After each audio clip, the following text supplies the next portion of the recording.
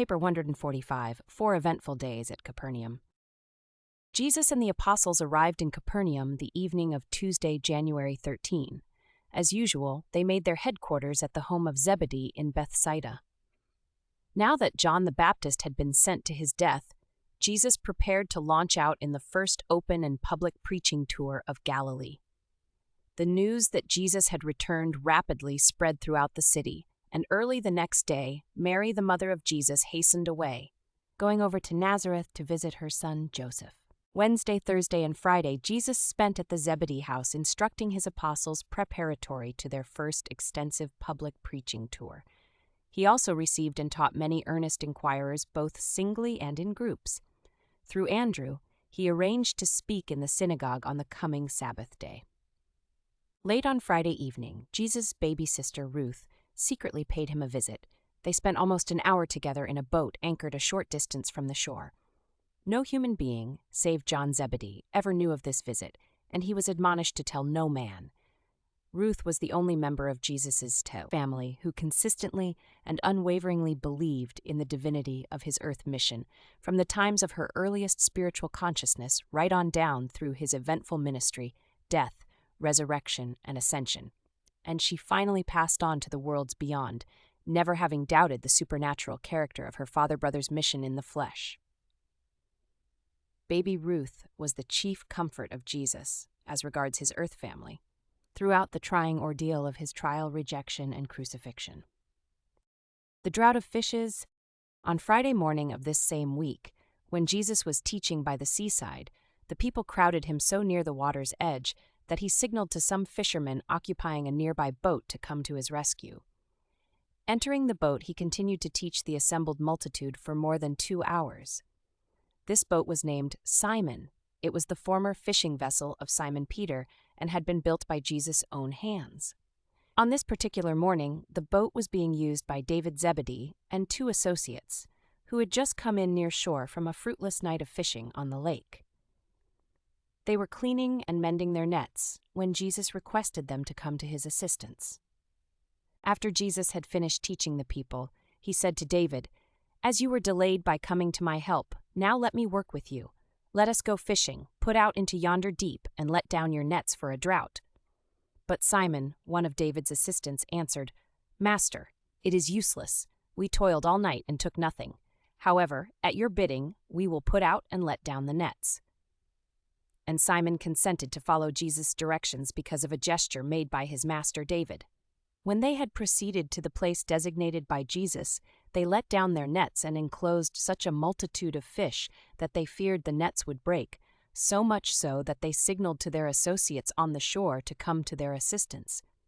When they had filled all 3 boats with fish, almost to sinking, this Simon fell down at Jesus' knees, saying, "Depart from me, Master, for I am a sinful man." Simon and all who were concerned in this episode were amazed at the draught of fishes. From that day, David Zebedee, this Simon, and their associates forsook their nets and followed Jesus. But this was in no sense a miraculous draught of fishes. Jesus was a close student of nature. He was an experienced fisherman and knew the habits of the fish in the Sea of Galilee.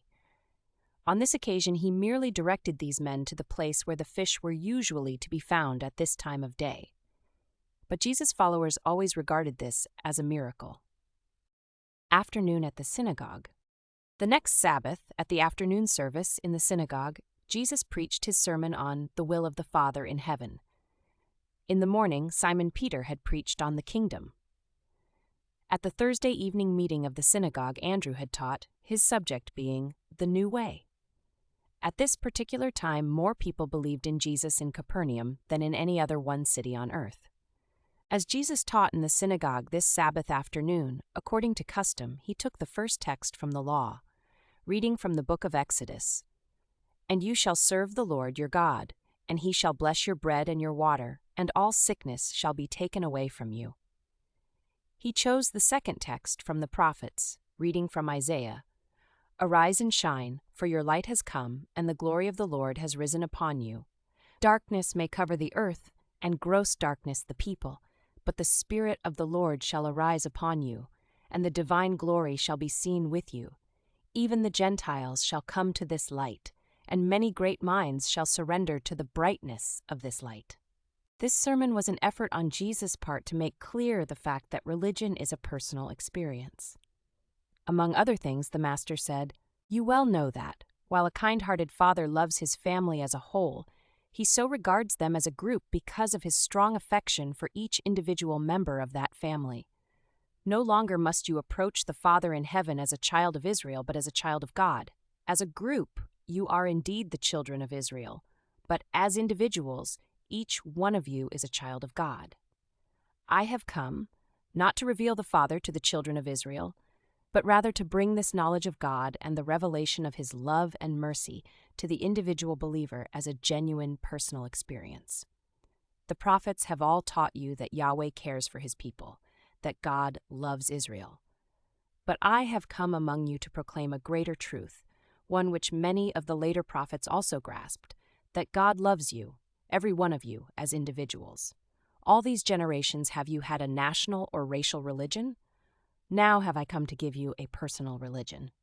But even this is not a new idea. Many of the spiritually minded among you have known this truth, inasmuch as some of the prophets have so instructed you.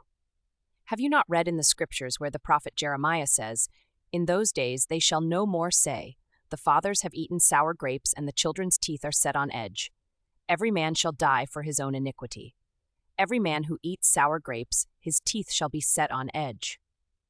Behold, the days shall come when I will make a new covenant with my people, not according to the covenant which I made with their fathers when I brought them out of the land of Egypt, but according to the new way. I will even write my law in their hearts. I will be their God, and they shall be my people. In that day they shall not say, one man to his neighbor, 'Do you know the Lord?' Nay, for they shall all know me personally, from the least to the greatest." Have you not read these promises? Do you not believe the Scriptures? Do you not understand that the prophet's words are fulfilled in what you behold this very day? And did not Jeremiah exhort you to make religion an affair of the heart, to relate yourselves to God as individuals? Did not the prophet tell you that the God of heaven would search your individual hearts? And were you not warned that the natural human heart is deceitful above all things and oftentimes desperately wicked? Have you not read also where Ezekiel taught even your fathers that religion must become a reality in your individual experiences? No more shall you use the proverb which says, "The fathers have eaten sour grapes and the children's teeth are set on edge." As I live, says the Lord God, behold, all souls are mine. As the soul of the Father, so also the soul of the Son. Only the soul that sins shall die. And then Ezekiel foresaw even this day when he spoke in behalf of God, saying, "A new heart also will I give you, and a new spirit will I put within you." No more should you fear that God will punish a nation for the sin of an individual. Neither will the Father in heaven punish one of his believing children for the sins of a nation, albeit the individual member of any family must often suffer the material consequences of family mistakes and group transgressions. Do you not realize that the hope of a better nation, or a better world, is bound up in the progress and enlightenment of the individual? Then the Master portrayed that the Father in heaven, after man discerns this spiritual freedom, wills that his children on earth should begin that eternal ascent of the paradise career, which consists in the creature's conscious response to the divine urge of the indwelling spirit to find the Creator, to know God, and to seek to become like Him. The apostles were greatly helped by this sermon. All of them realized more fully that the gospel of the kingdom is a message directed to the individual, not to the nation. Even though the people of Capernaum were familiar with Jesus' teaching, they were astonished at his sermon on this Sabbath day. He taught indeed as one having authority, and not as the scribes. Just as Jesus finished speaking, a young man in the congregation who had been much agitated by his words was seized with a violent epileptic attack and loudly cried out. At the end of the seizure, when recovering consciousness, he spoke in a dreamy state, saying, "What have we to do with you, Jesus of Nazareth? You are the Holy One of God. Have you come to destroy us?" Jesus bade the people be quiet, and taking the young man by the hand, said, "Come out of it." And he was immediately awakened. This young man was not possessed of an unclean spirit or demon. He was a victim of ordinary epilepsy. But he had been taught that his affliction was due to possession by an evil spirit. He believed this teaching and behaved accordingly in all that he thought or said concerning his ailment. The people all believed that such phenomena were directly caused by the presence of unclean spirits. Accordingly, they believed that Jesus had cast a demon out of this man. But Jesus did not at that time cure his epilepsy. Not until later on that day after sundown was this man really healed. Long after the day of Pentecost, the Apostle John, who was the last to write of Jesus' doings, avoided all reference to these so-called acts of casting out devils, and this he did in view of the fact that such cases of demon possession never occurred after Pentecost. As a result of this commonplace incident, the report was rapidly spread through Capernaum that Jesus had cast a demon out of a man and miraculously healed him in the synagogue at the conclusion of his afternoon sermon. The Sabbath was just the time for the rapid and effective spreading of such a startling rumor. This report was also carried to all the smaller settlements around Capernaum, and many of the people believed it. The cooking and the housework at the large Zebedee home, where Jesus and the 12 made their headquarters, was for the most part done by Simon Peter's wife and her mother. Peter's home was near that of Zebedee, and Jesus and his friends stopped there on the way from the synagogue, because Peter's wife's mother had for several days been sick with chills and fever. Now it chanced that, at about the time Jesus stood over this sick woman, holding her hand, smoothing her brow, and speaking words of comfort and encouragement, the fever left her. Jesus had not yet had time to explain to his apostles that no miracle had been wrought at the synagogue. And with this incident so fresh and vivid in their minds, and recalling the water and the wine at Cana, they seized upon this coincidence as another miracle, and some of them rushed out to spread the news abroad throughout the city. Amatha, Peter's mother-in-law, was suffering from malarial fever. She was not miraculously healed by Jesus at this time. Not until several hours later, after sundown, was her cure effected in connection with the extraordinary event which occurred in the front yard of the Zebedee home. And these cases are typical of the manner in which a wonder-seeking generation and a miracle-minded people unfailingly seized upon all such coincidences as the pretext for proclaiming that another miracle had been wrought by Jesus. The healing at sundown. By the time Jesus and his apostles had made ready to partake of their evening meal near the end of this eventful Sabbath day, all Capernaum and its environs were agog over these reputed miracles of healing, and all who were sick or afflicted began preparations to go to Jesus or to have themselves carried there by their friends just as soon as the sun went down. According to Jewish teaching, it was not permissible even to go in quest of health during the sacred hours of the Sabbath. Therefore, as soon as the sun sank beneath the horizon, scores of afflicted men, women, and children began to make their way toward the Zebedee home in Bethsaida. One man started out with his paralyzed daughter just as soon as the sun sank behind his neighbor's house. The whole day's events had set the stage for this extraordinary sundown scene. Even the text Jesus had used for his afternoon sermon had intimated that sickness should be banished, and he had spoken with such unprecedented power and authority. His message was so compelling. While he made no appeal to human authority, he did speak directly to the consciences and souls of men. Though he did not resort to logic, legal quibbles, or clever sayings, he did make a powerful, direct, clear, and personal appeal to the hearts of his hearers. That Sabbath was a great day in the earth life of Jesus. Yes, in the life of a universe. To all local universe intents and purposes, the little Jewish city of Capernaum was the real capital of Nebadon. The handful of Jews in the Capernaum synagogue were not the only beings to hear that momentous closing statement of Jesus' sermon. Hate is the shadow of fear, revenge the mask of cowardice. Neither could his hearers forget his blessed words, declaring, "Man is the Son of God, not a child of the devil." Soon after the setting of the sun, as Jesus and the apostles still lingered about the supper table, Peter's wife heard voices in the front yard, and on going to the door, saw a large company of sick folks assembling, and that the road from Capernaum was crowded by those who were on their way to seek healing at Jesus' hands. On seeing this sight, she went at once and informed her husband, who told Jesus. When the master stepped out of the front entrance of Zebedee's house, his eyes met an array of stricken and afflicted humanity.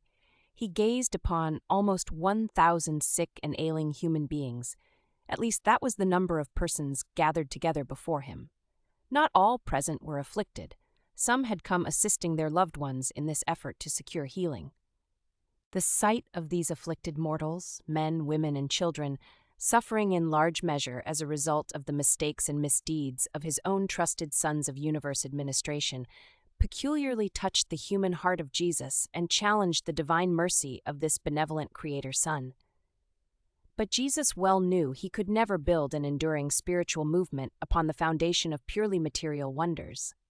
It had been his consistent policy to refrain from exhibiting his Creator prerogatives. Not since Cana had the supernatural or miraculous attended his teaching. Still, this afflicted multitude touched his sympathetic heart and mightily appealed to his understanding affection. A voice from the front yard exclaimed, "Master, speak the word, restore our health, heal our diseases, and save our souls." No sooner had these words been uttered than a vast retinue of seraphim, physical controllers, life carriers, and midwayers, such as always attended this incarnated creator of a universe, made themselves ready to act with creative power should their sovereign give the signal. This was one of those moments in the earth career of Jesus, in which divine wisdom and human compassion were so interlocked in the judgment of the Son of Man that he sought refuge in appeal to his Father's will. When Peter implored the Master to heed their cry for help, Jesus, looking down upon the afflicted throng, answered, "I have come into the world to reveal the Father and establish his kingdom. For this purpose have I lived my life to this hour. If, therefore, it should be the will of him who sent me and not inconsistent with my dedication to the proclamation of the gospel of the kingdom of heaven, I would desire to see my children made whole and—" But the further words of Jesus were lost in the tumult. Jesus had passed the responsibility of this healing decision to the ruling of his Father. Evidently, the Father's will interposed no objection, for the words of the Master had scarcely been uttered when the assembly of celestial personalities, serving under the command of Jesus's personalized thought adjuster, was mightily astir. The vast retinue descended into the midst of this motley throng of afflicted mortals, and in a moment of time 683 men, women, and children were made whole, were perfectly healed of all their physical diseases and other material disorders. Such a scene was never witnessed on earth before that day, nor since. And for those of us who were present to behold this creative wave of healing, it was indeed a thrilling spectacle. But of all the beings who were astonished at this sudden and unexpected outbreak of supernatural healing, Jesus was the most surprised. In a moment when his human interests and sympathies were focused upon the scene of suffering and affliction there spread out before him, he neglected to bear in his human mind the admonitory warnings of his personalized adjuster regarding the impossibility of limiting the time element of the creator prerogatives of a creator son under certain conditions and in certain circumstances. Jesus desired to see these suffering mortals made whole if his Father's will would not thereby be violated. The personalized adjuster of Jesus instantly ruled that such an act of creative energy at that time would not transgress the will of the Paradise Father, and by such a decision, in view of Jesus' preceding expression of healing desire, the creative act was. What a Creator Son desires and his Father wills is. Not in all of Jesus' subsequent earth life did another such en masse physical healing of mortals take place. As might have been expected, the fame of this sundown healing at Bethsaida in Capernaum spread throughout all Galilee and Judea and to the regions beyond. Once more were the fears of Herod aroused, and he sent watchers to report on the work and teachings of Jesus and to ascertain if he was the former carpenter of Nazareth or John the Baptist risen from the dead. Chiefly because of this unintended demonstration of physical healing. Henceforth, throughout the remainder of his earth career, Jesus became as much a physician as a preacher. True, he continued his teaching, but his personal work consisted mostly in ministering to the sick and the distressed, while his apostles did the work of public preaching and baptizing believers. But the majority of those who were recipients of supernatural or creative physical healing at this sundown demonstration of divine energy were not permanently spiritually benefited by this extraordinary manifestation of mercy. A small number were truly edified by this physical ministry, but the spiritual kingdom was not advanced in the hearts of men by this amazing eruption of timeless creative healing. The healing wonders which every now and then attended Jesus' mission on earth were not a part of his plan of proclaiming the kingdom. They were incidentally inherent in having on earth a divine being of well-nigh unlimited creator prerogatives, in association with an unprecedented combination of divine mercy and human sympathy. But such so-called miracles gave Jesus much trouble, in that they provided prejudice-raising publicity and afforded much unsought notoriety. The evening after, throughout the evening following this great outburst of healing, the rejoicing and happy throng overran Zebedee's home, and the apostles of Jesus were keyed up to the highest pitch of emotional enthusiasm. From a human standpoint, this was probably the greatest day of all the great days of their association with Jesus. At no time before or after did their hopes surge to such heights of confident expectation. Jesus had told them only a few days before, and when they were yet within the borders of Samaria, that the hour had come when the kingdom was to be proclaimed in power, and now their eyes had seen what they supposed was the fulfillment of that promise. They were thrilled by the vision of what was to come if this amazing manifestation of healing power was just the beginning. Their lingering doubts of Jesus' divinity were banished. They were literally intoxicated with the ecstasy of their bewildered enchantment. But when they sought for Jesus, they could not find him. The master was much perturbed by what had happened. These men, women, and children who had been healed of diverse diseases lingered late into the evening, hoping for Jesus' return that they might thank him. The apostles could not understand the master's conduct as the hours passed, and he remained in seclusion. Their joy would have been full and perfect, but for his continued absence. When Jesus did return to their midst, the hour was late, and practically all of the beneficiaries of the healing episode had gone to their homes. Jesus refused the congratulations and adoration of the 12 and the others who had lingered to greet him, only saying, "Rejoice not that my Father is powerful to heal the body, but rather that he is mighty to save the soul. Let us go to our rest, for tomorrow we must be about the Father's business."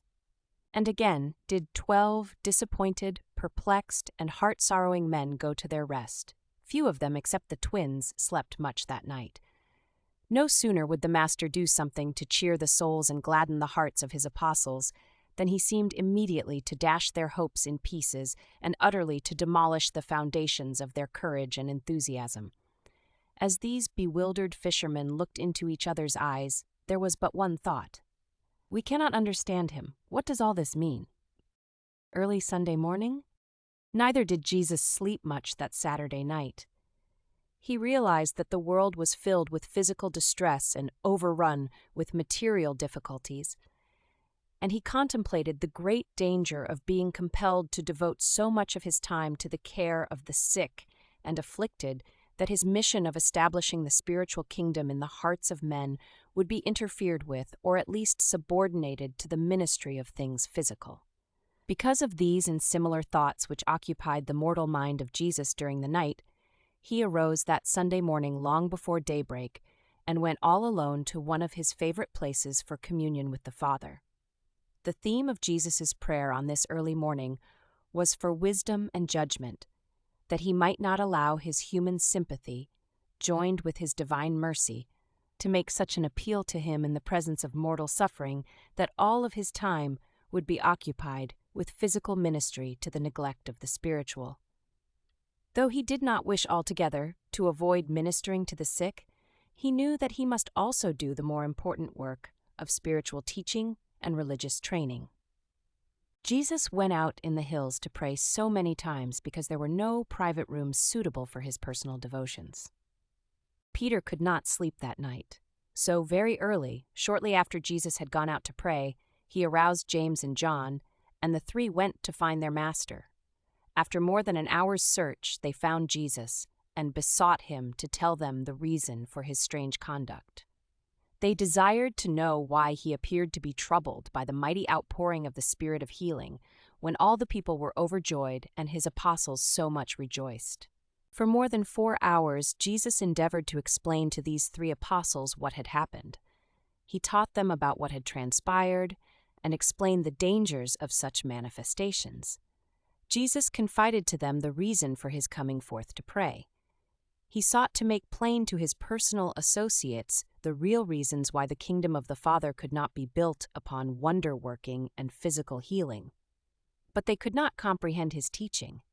Meanwhile, early Sunday morning, other crowds of afflicted souls and many curiosity seekers began to gather about the house of Zebedee. They clamored to see Jesus. Andrew and the apostles were so perplexed that, while Simon Zelotes talked to the assembly, Andrew, with several of his associates, went to find Jesus. When Andrew had located Jesus in company with the 3, he said, "Master, why do you leave us alone with the multitude? Behold, all men seek you. Never before have so many sought after your teaching. Even now the house is surrounded by those who have come from near and far because of your mighty works. Will you not return with us to minister to them?" When Jesus heard this, he answered, "Andrew, have I not taught you and these others that my mission on earth is the revelation of the Father, and my message the proclamation of the kingdom of heaven? How is it, then, that you would have me turn aside from my work for the gratification of the curious and for the satisfaction of those who seek for signs and wonders? Have we not been among these people all these months, and have they flocked in multitudes to hear the good news of the kingdom? Why have they now come to besiege us? Is it not because of the healing of their physical bodies, rather than as a result of the reception of spiritual truth for the salvation of their souls? When men are attracted to us because of extraordinary manifestations, many of them come seeking not for truth and salvation, but rather in quest of healing for their physical ailments and to secure deliverance from their material difficulties. All this time I have been in Capernaum, and both in the synagogue and by the seaside have I proclaimed the good news of the kingdom to all who had ears to hear and hearts to receive the truth. It is not the will of my Father that I should return with you to cater to these curious ones, and to become occupied with the ministry of things physical to the exclusion of the spiritual. I have ordained you to preach the gospel and minister to the sick, but I must not become engrossed in healing to the exclusion of my teaching. No, Andrew, I will not return with you. Go and tell the people to believe in that which we have taught them, and to rejoice in the liberty of the sons of God, and make ready for our departure for the other cities of Galilee, where the way has already been prepared for the preaching of the good tidings of the kingdom. It was for this purpose that I came forth from the Father. Go then, and prepare for our immediate departure while I here await your return." When Jesus had spoken, Andrew and his fellow apostles sorrowfully made their way back to Zebedee's house, dismissed the assembled multitude, and quickly made ready for the journey as Jesus had directed. And so, on the afternoon of Sunday, January 18, AD 28, Jesus and the apostles started out upon their first really public and open preaching tour of the cities of Galilee. On this first tour, they preached the gospel of the kingdom in many cities, but they did not visit Nazareth. That Sunday afternoon, shortly after Jesus and his apostles had left for Rimmon, his brothers James and Jude came to see him, calling at Zebedee's house. About noon of that day, Jude had sought out his brother James and insisted that they go to Jesus. By the time James consented to go with Jude, Jesus had already departed. The apostles were loath to leave the great interest which had been aroused at Capernaum. Peter calculated that no less than 1,000 believers could have been baptized into the kingdom. Jesus listened to them patiently, but he would not consent to return. Silence prevailed for a season, and then Thomas addressed his fellow apostles, saying, "Let's go. The Master has spoken. No matter if we cannot fully comprehend the mysteries of the kingdom of heaven, of one thing we are certain, we follow a teacher who seeks no glory for himself." And reluctantly they went forth to preach the good tidings in the cities of Galilee.